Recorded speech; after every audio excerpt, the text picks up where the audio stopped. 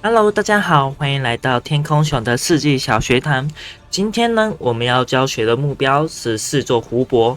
那四座湖泊，我先带大家简单的介绍一下这张地图有什么特色。这张地图的特色呢，就是它四个角落会有湖泊。那这个湖泊的资源其实都是一个非常丰富的地方。那它跟一般阿拉伯最大的不同之处就是那四座湖泊。那剩下的其实就没什么两样。OK， 好，我们废话不多说，我们赶紧进去看看这个四座湖泊的基础配置，还有基础的开局会是长怎样。出发！好，四座湖泊的那个基础配置以及基础开局呢，它有点像海图的配置，它前面会很像海图配置，后面会长得很像阿拉伯的配置。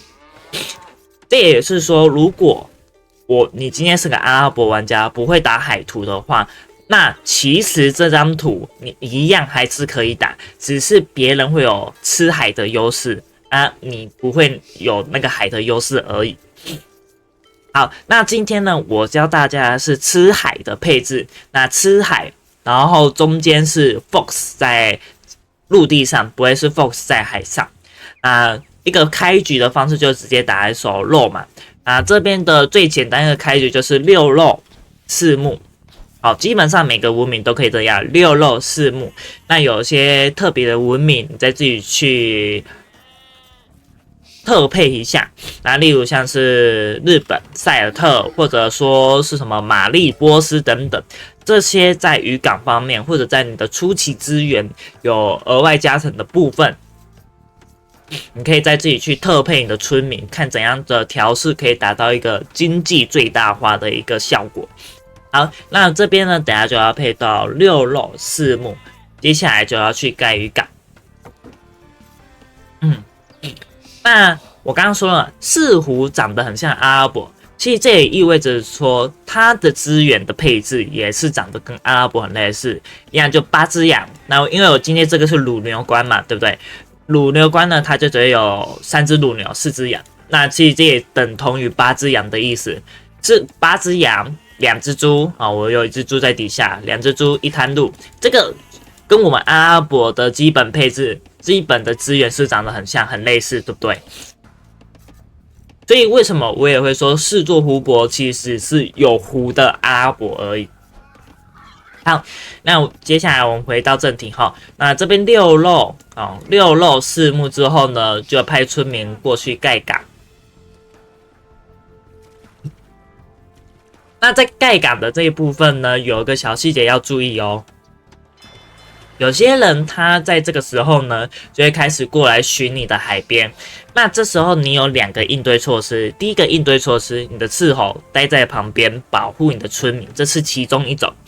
那第二种呢，就是直接小围这只村民，让斥候无法直接砍这只村民。那你一定会想啊，为什么他要放弃他前面的一些经济视野、推路之类的，来去砍这只村民？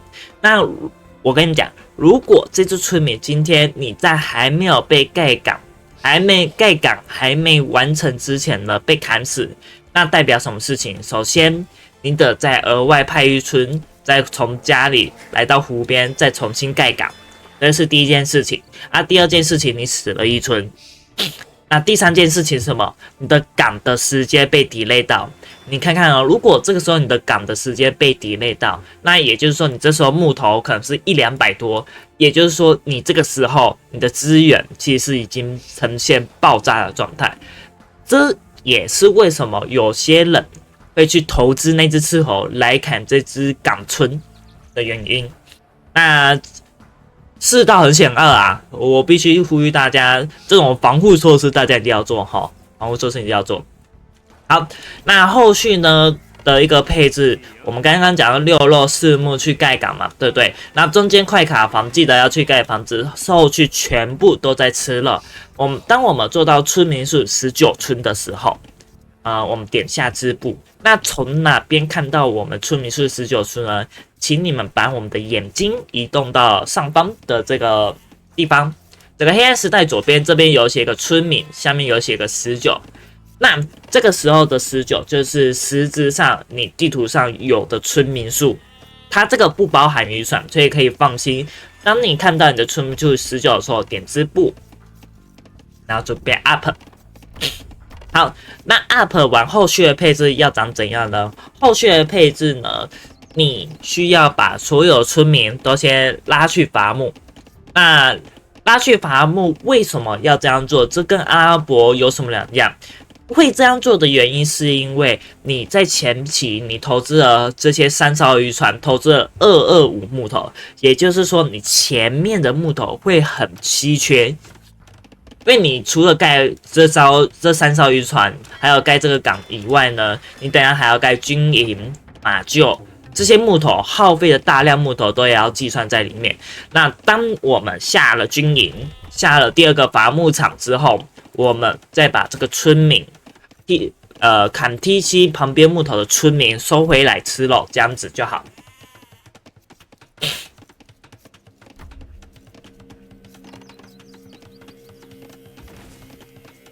好，我们上了封建时代呢，我们就去盖马厩、出枪兵，走一个正常的阿拉伯流程，这样子就好了。